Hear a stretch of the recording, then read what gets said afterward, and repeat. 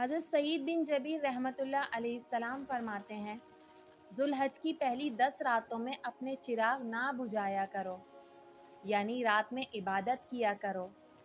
آپ رحمۃ اللہ علیہ کو عبادت بہت پسند تھی اور فرمایا کرتے تھے کہ اپنے خادموں کو اٹھایا کرو کہ سحری کریں اور یوم عرفہ کا روزہ رکھیں۔ پہلے کے زمانے میں ہمارے زمانے کی طرح لائٹنگ نہیں ہوتی تھی۔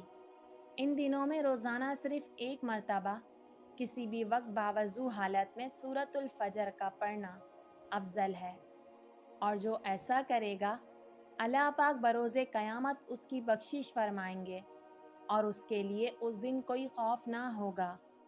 ذوالحج کے 10 دن روزانہ سورۃ الضحیٰ بکثرت پڑھنے والے کو اللہ پاک جہنم کی آگ سے نجات فرمائیں گے۔